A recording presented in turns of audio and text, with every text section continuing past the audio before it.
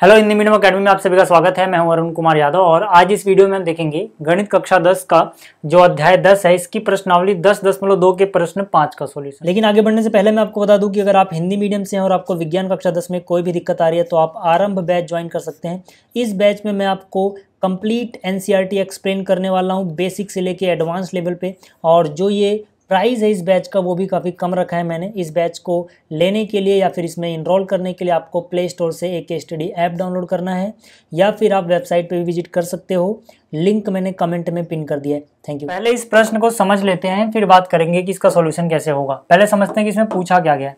तो यहाँ पे बोल रहा है सिद्ध कीजिए कि स्पर्श बिंदु से स्पर्श रेखा पर खींचा गया लंब वृत्त के केंद्र से होके जाता है। कहने का क्या मतलब है कि अगर अपने पास मान लो एक वृत्त है, इसका केंद्र मान लिया यहाँ पर O है। अब यहाँ से अगर कोई स्पर्श रेखा हो, ठीक है, मान लो एक स्पर्श रेखा है XY जो कि स्पर्श बिंदु P से होके जाती है, मान लो, ठीक है। कहाँ से होके जाती है? P से। तो हमें ये दिखाना है कि अगर P से होता हुआ एक ऐसा लंब खींचे जो इस XY के ऊपर लंब हो, ठीक है, मतलब लंब इस XY पे खींचना है स्पर्श रेखा पे। तो P से होता हुआ अगर मैं यहाँ से लंब खींचूंगा, ठीक है, तो ये सिद्ध करना है कि आगे बढ़ाने पे केंद्र से ही होके गुजरेगा। ठीक है, कहां से गुजरेगा? केंद्र से ही, और कहीं से नहीं। तो इसको हम अब कैसे करेंगे उसकी बात करते हैं। देखो यहाँ पे सबसे पहले हमें क्या लिखना होता है, हमें क्या दिया है, क्या सिद्ध करना है, तो पहले वो लिख लूं फिर आगे बात करते हैं। तो हमें दिया क्या है? केंद्र O वाला एक वृत्त, ठीक है, एक वृत्त है जिसका केंद्र यहाँ पर देखो ये रहा O, ठीक, जहां पर स्पर्श बिंदु P है और यहाँ P से स्पर्श रेखा XY खींची गई है। स्पर्श बिंदु क्या है? P, और P से एक स्पर्श रेखा XY खींची गई है। इतना हमें दिया है, ठीक। हमें सिद्ध क्या करना है? हमें सिद्ध करना है स्पर्श बिंदु P से XY पर अगर कोई लंब है तो वो केंद्र O से ही होके जाएगा, ठीक है ना। यानी कि XY पे अगर कोई लंब खींचे जो P से होके जाए तो ये O से भी होके जाएगा, ऐसा हमें सिद्ध करना है, ठीक है। कैसे करेंगे? यहां पर देखो, यहां पर सबसे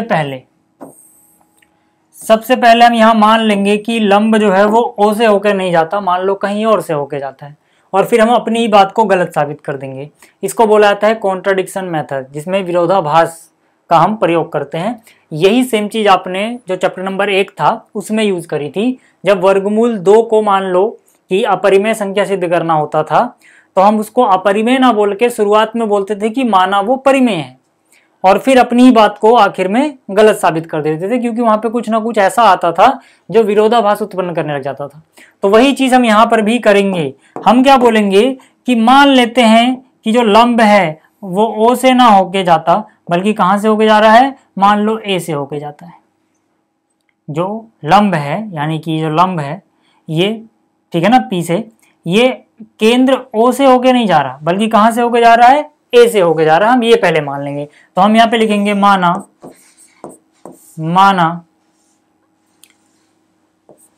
P से XY पर लंब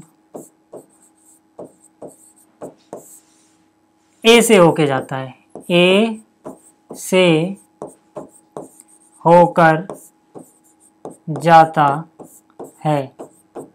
इसका मतलब इतना तो साफ है कि भैया जो AP है वो लंब है XY पे। तो इसका ये भी मतलब है कि अगर AP को आप लंब मान रहे हो तो कोण XPA, कोण XPA 90 डिग्री हो गया। इतनी बात क्लियर है। परंतु एक बात और है यहाँ पर कि यहाँ पे OP भी लंब होगा, OP भी लंब होगा XY पे ही, इसी सेम बिंदु पे। ऐसा क्यों हुआ?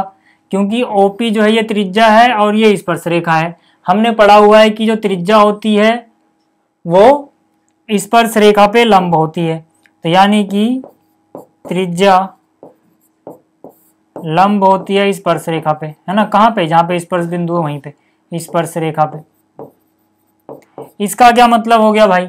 अगर ये लंब है ये भी, तो इसका मतलब है कि ये वाला जो कोण है, कोण XPO, ये भी 90 होगा, ठीक है। तो इसका मतलब क्या हो गया? कोण XPO भी 90 होगा, ठीक है, अब जरा ध्यान से देखो, अब जो हमने शुरुआत में बोल दिया था कि ये ए से होके जा रहा है, अब ये कॉन्ट्रडिक्शन पैदा करने लग गया। ये विरोधाभास क्यों उत्पन्न कर रहा है? क्योंकि XPA और XPO, ठीक है, दोनों ही 90 आ रहे हैं, X सेम है यहाँ पर भी, P बिंदु भी दोनों में सेम ही है।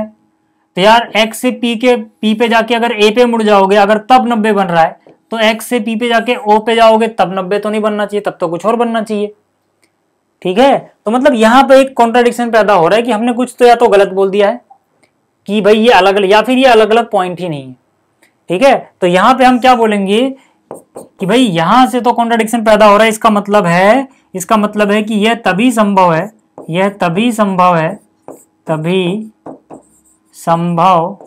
है जब A और केंद्र O एक ही बिंदु हैं, अलग अलग नहीं है वो। अगर हम अलग अलग लेंगे तो कॉन्ट्रडिक्शन ही पैदा होगा।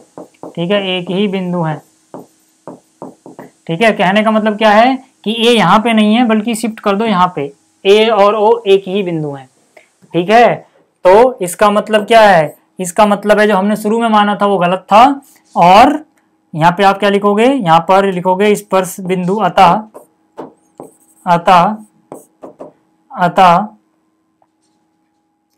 A केंद्र O पर ही स्थित है,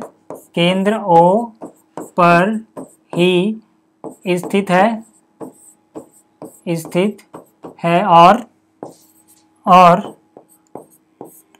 लंब या स्पर्श रेखा और P से XY जो कि स्पर्श रेखा थी पर लंब जो है वो केंद्र से ही होकर जाता है। केंद्र से, आप इसके आगे लिख लेना, ही होकर जाता है। समझ में आ गया कि भाई वो A और O जो है ना अलग अलग नहीं है, वहां से कॉन्ट्रडिक्शन पैदा हो जा रहा है। जब हम उनको एक मानेंगे तभी बात सॉल्व होगी।